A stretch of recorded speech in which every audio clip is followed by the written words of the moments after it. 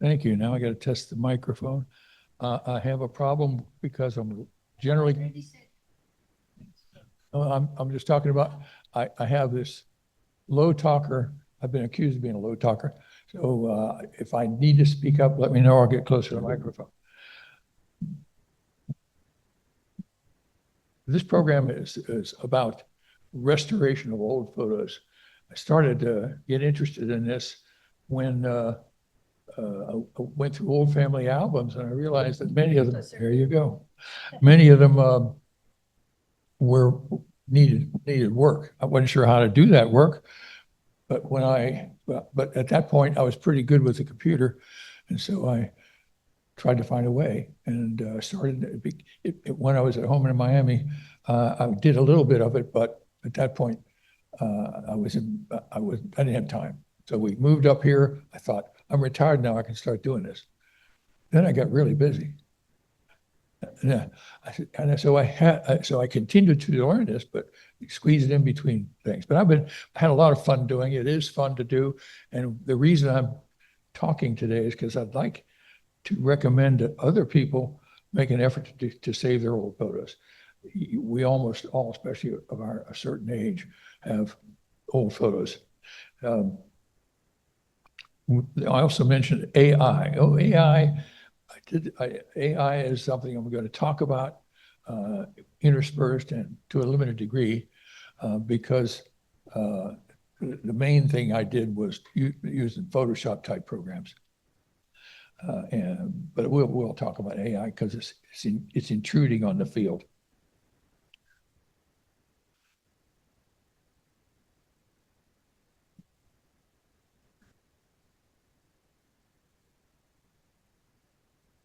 Well, now you see a poem. Let me read it to you. Preserve and restore old photos. What a quirky endeavor, reviving snapshots of yesteryear to make them look fresher than ever. With careful retouching and a pinch of digital wizardry, we'll bring back the vibrancy and make them look like they're from this century. I'm sorry, but I didn't mean for that poetry by ChatGPT to come in there that early, because yeah, I didn't write this, and I won't take credit for that poetry that bad. Okay.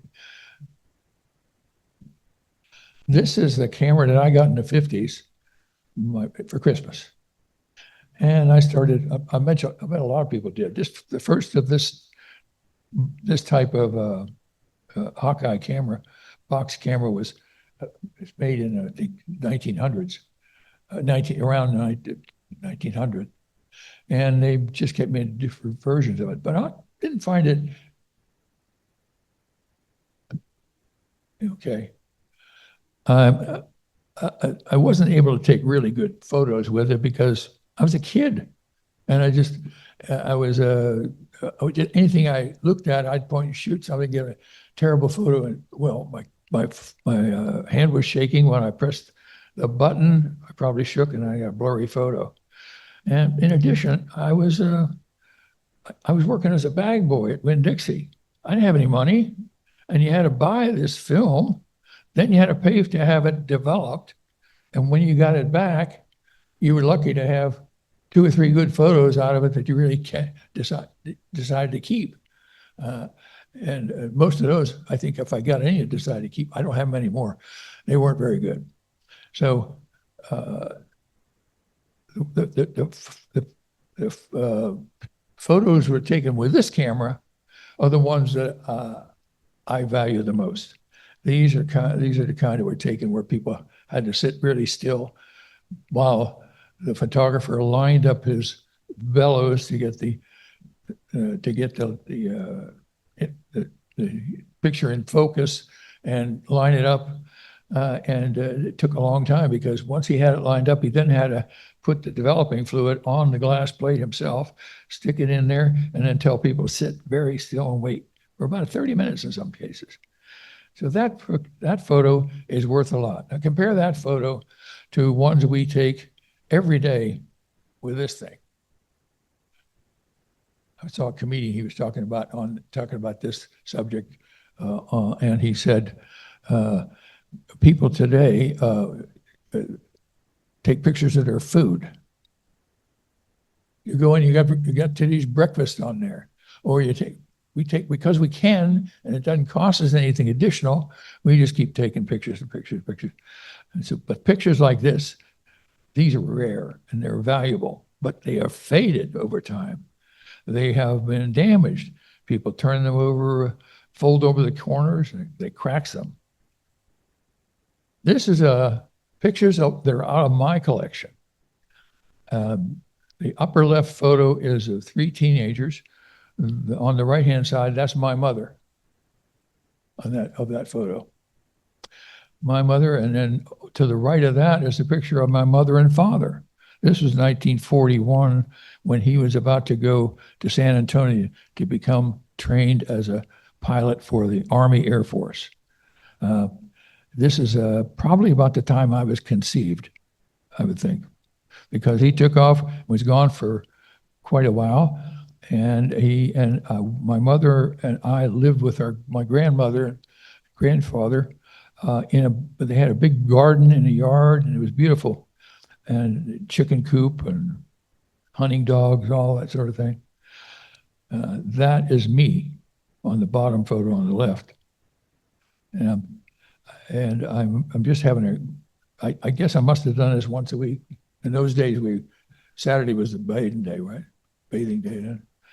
And anyway, to the right of that is a picture of my wife's grandfather. He lived over here in Volusia County in Mims.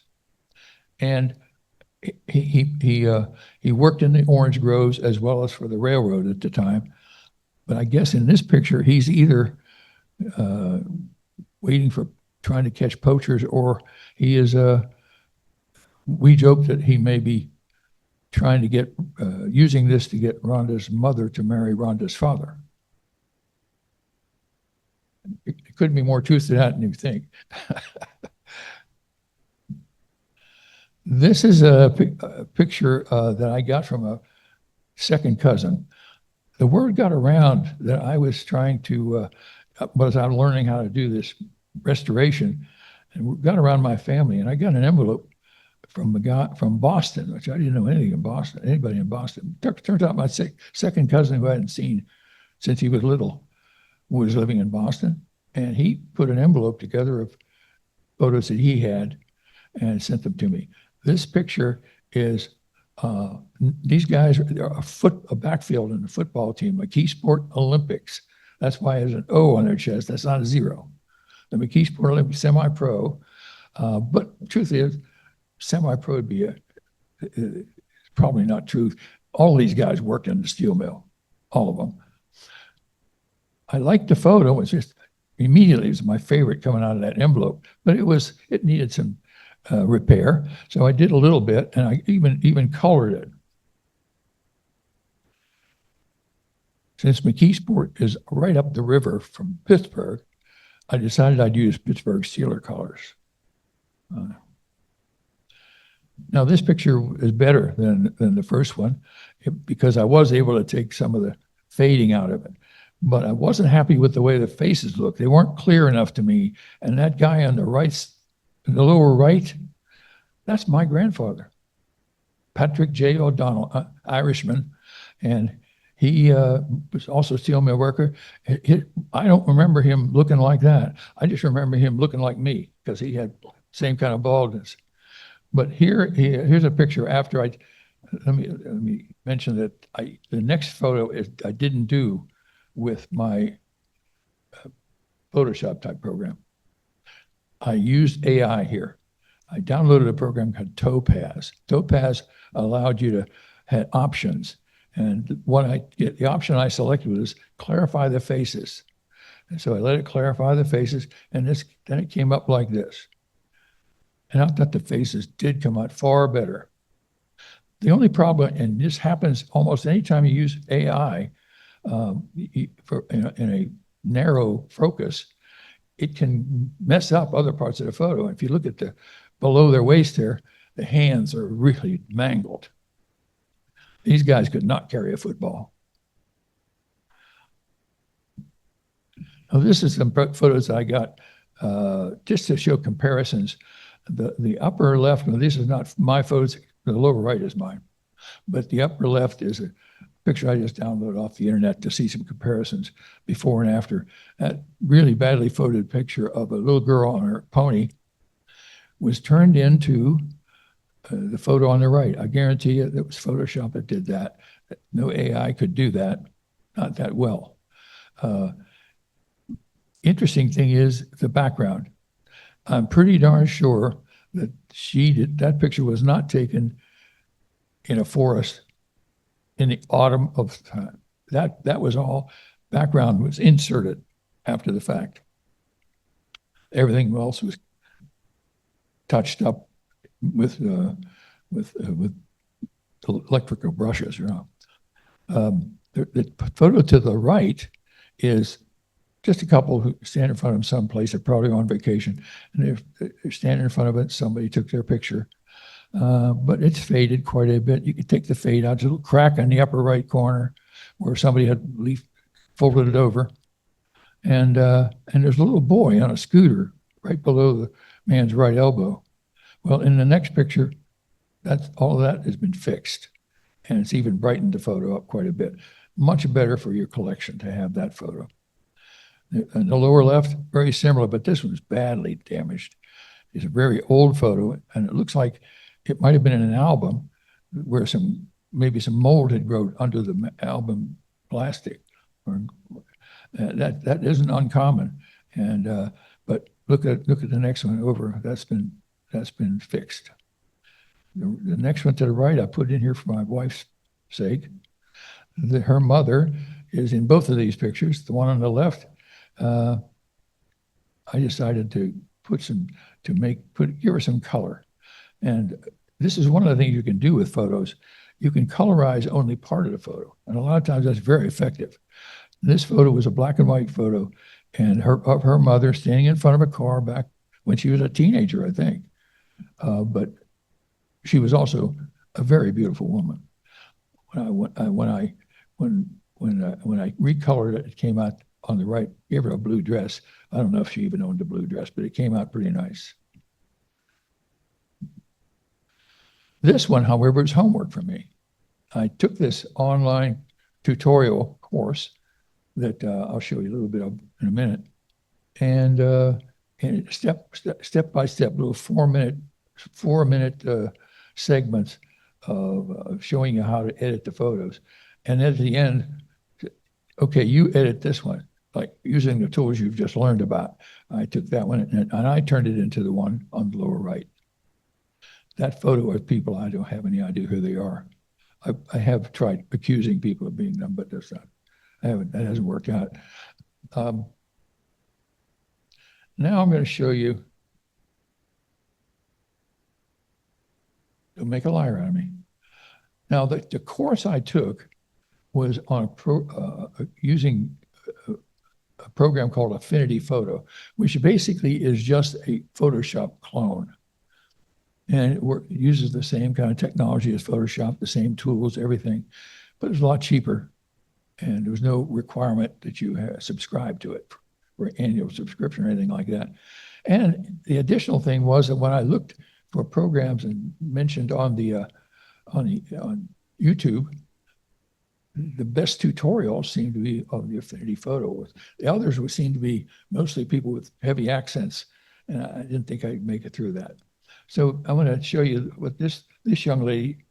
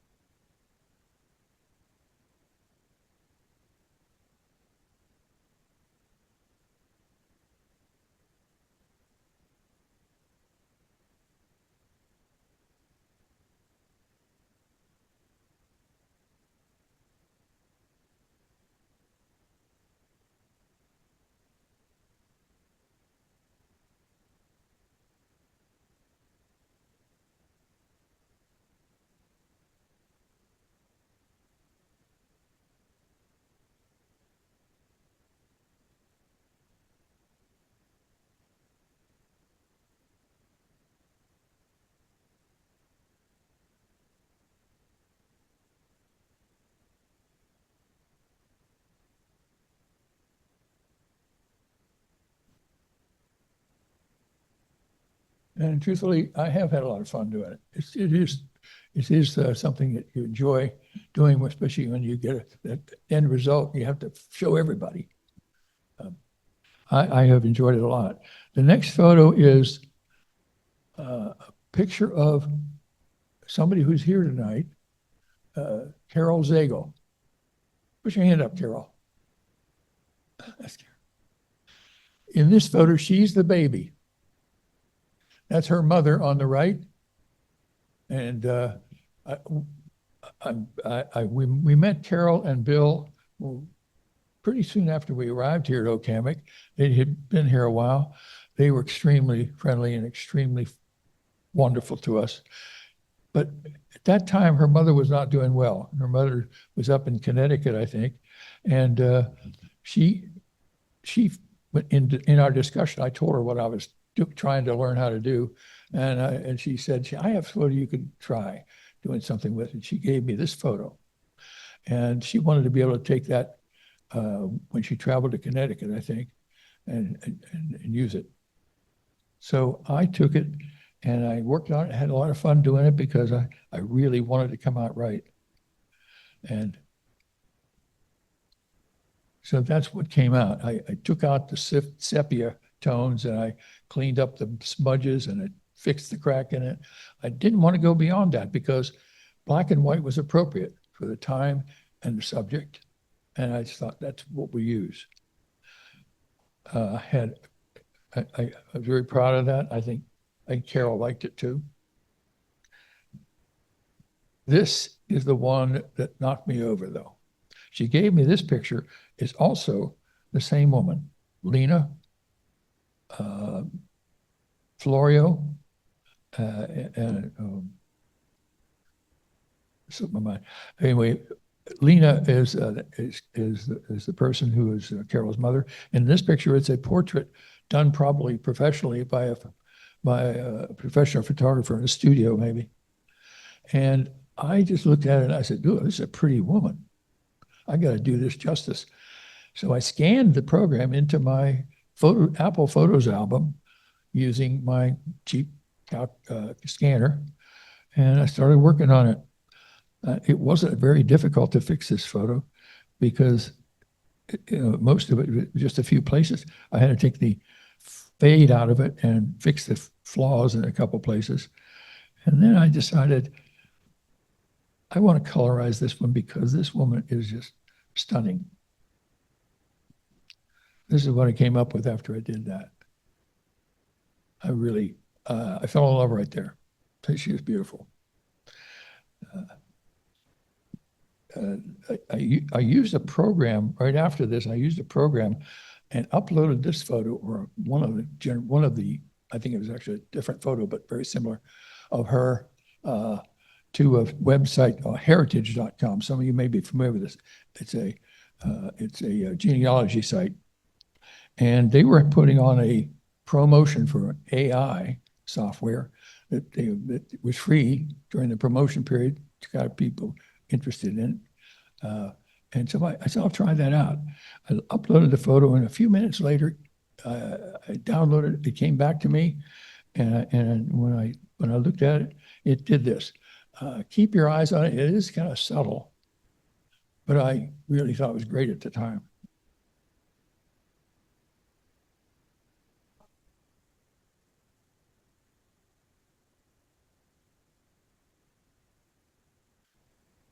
Short but sweet, I think.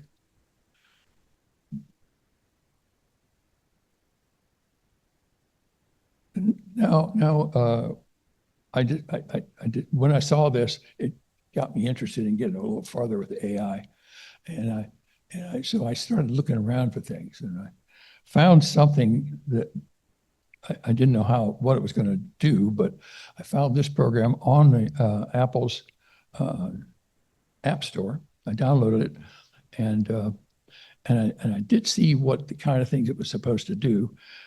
So I selected an option, and I ran that option against this, and this is what I received back from them after I uploaded the photo.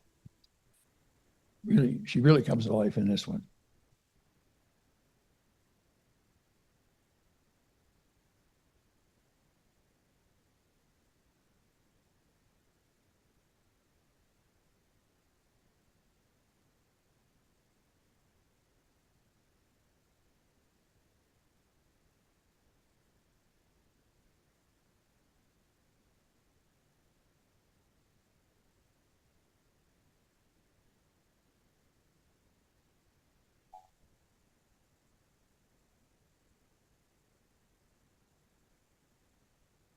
Carol, you didn't know she had that talent, did you?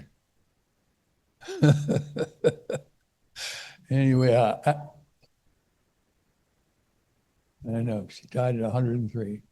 Yeah. She after I picked myself up off the floor and said, you know, that was so cool. I'm going to do it again. So I did another one. This one is a different in a way. It is a man singing the song. It's a song that I decided to choose because I like the song, and but it didn't come out looking like it didn't belong. Watch this.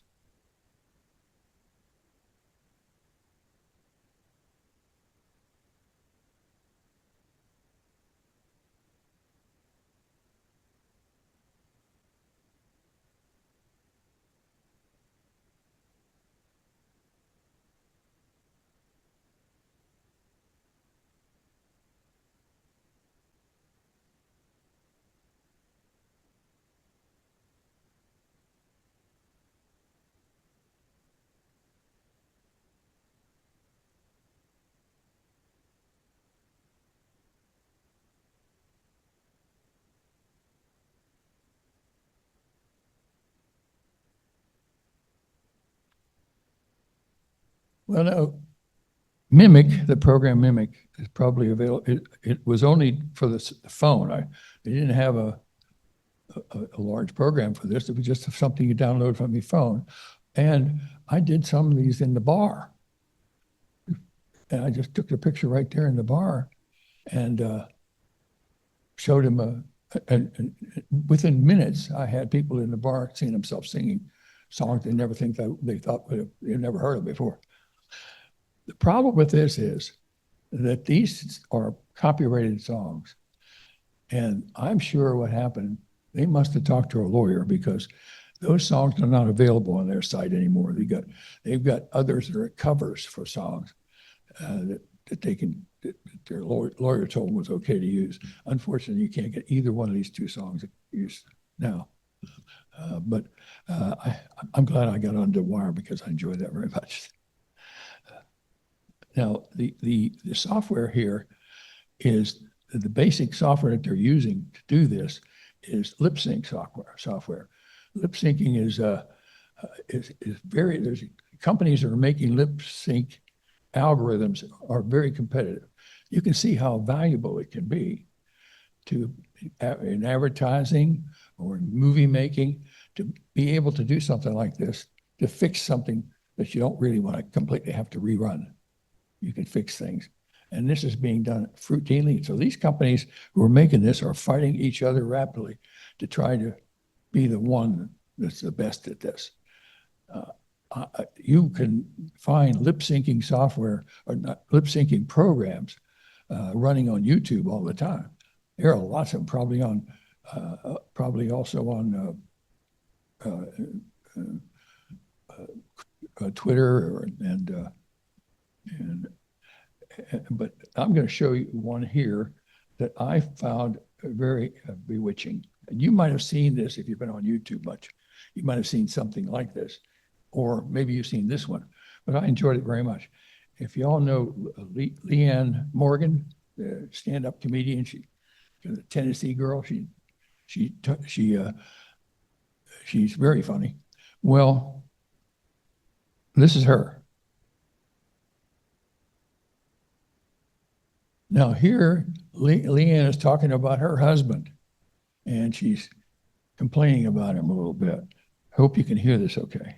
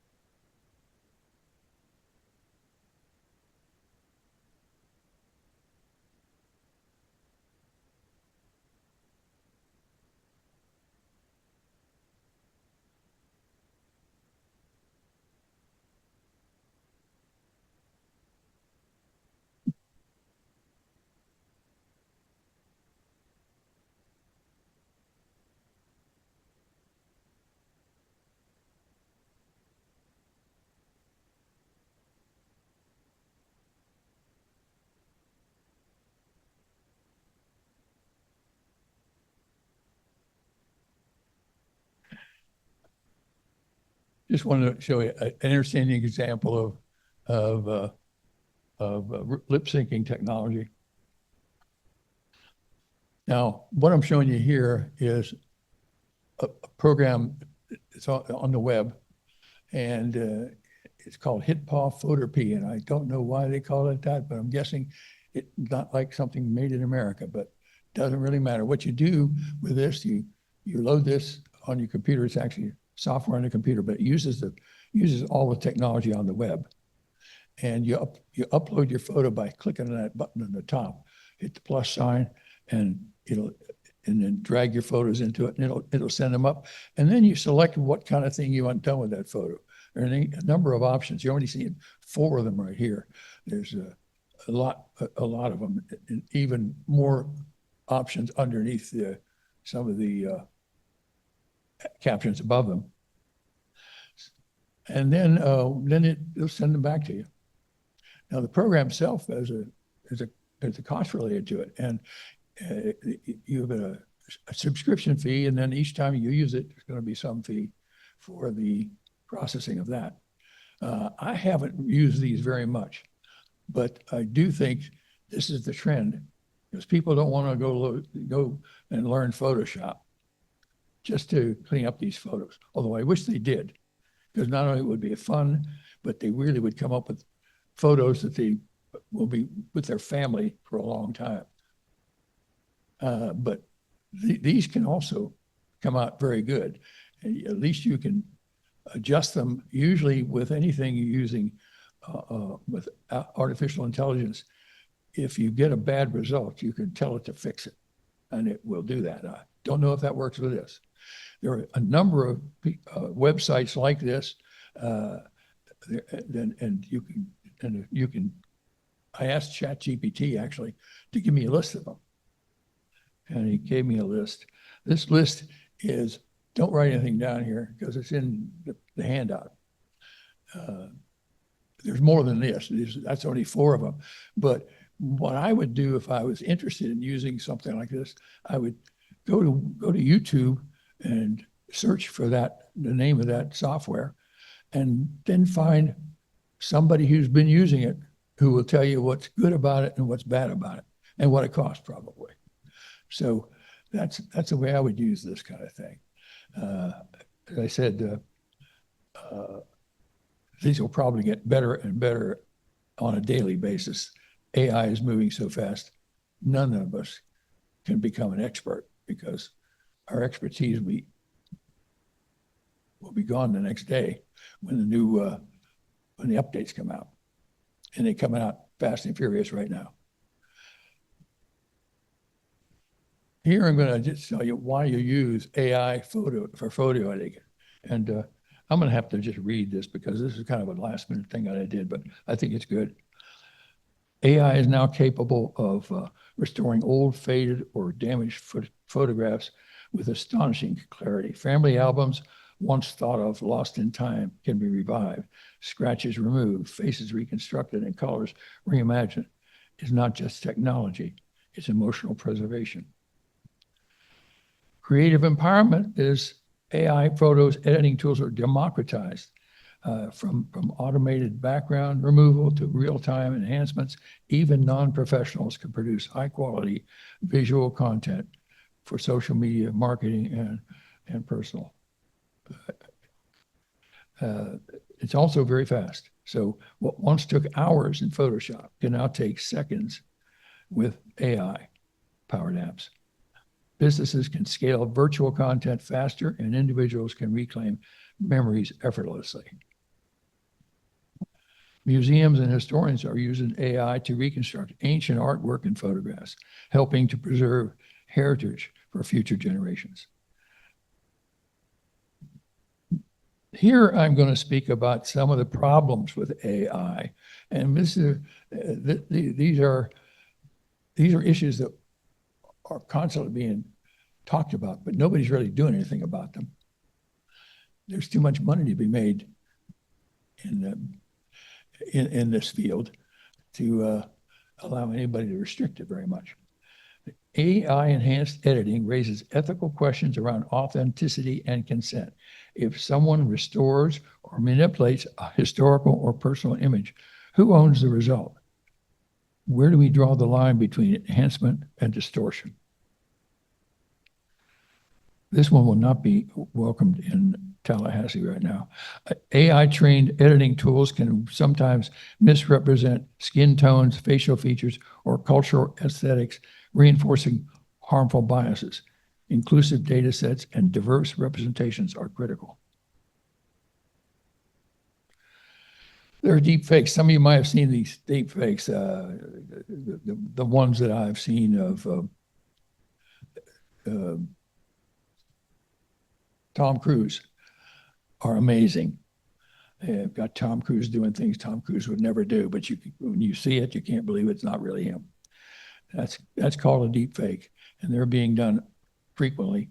There's a lot more power needed to do that, but it's coming, and it'll be on your computer desktop before long, the ability to do these things.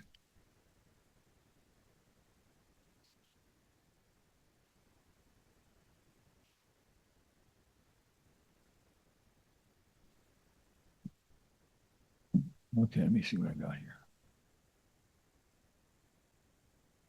We've got a technical problem here, I think.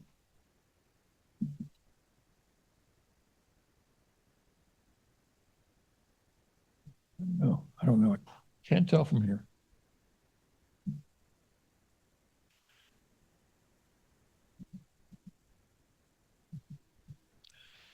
Here's one I had personal experience with. My grandson graduated from the University of Kentucky with a degree in marketing. When I was talking to him on the phone, he said something to me. He said, I spent a lot of my time in the marketing department learning how to do computer graphics, an awful lot of graphics in advertising today. He said, now all that stuff I've learned is kind of out the window because you can just tell the computer you want that and it'll create it for you. He was pretty angry about it. He says, I'm not sure that this skill is going to help me in the job market. He now works at Kroger. But he works in Kroger in the marketing department at headquarters. So no, not as bad as it sounds. So this says it's erosion of human skill. I think you lost when they were sharing. Yeah, I don't see that, no. You lost. I can get back into Zoom by chance? I don't know how to, this is blocking me from seeing anything else. We're almost done. Okay. What comes next? Well, what I've just been talking about and related to AI is narrow. It's just AI directed at a narrow field, photography, photo editing. That's called ANI, according to some of the things I've read. This is what we got to be concerned about. AGI.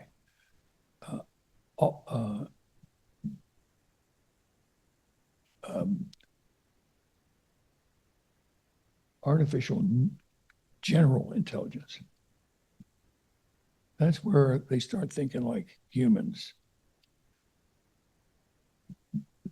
Artificial general intelligence, I can't read it from here, also known as strong AI, is a hypothetical form of artificial intelligence that possesses human-level cognitive abilities such that it can perform intellectual tasks that otherwise only a human can.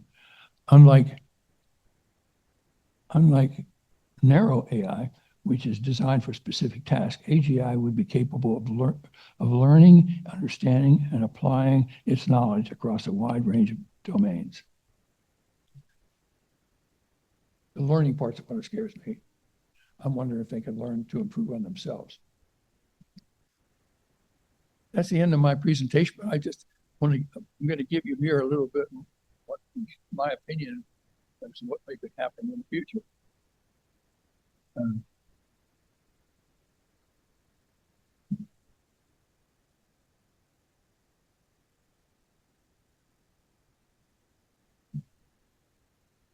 I think we might be in for a rocky ride.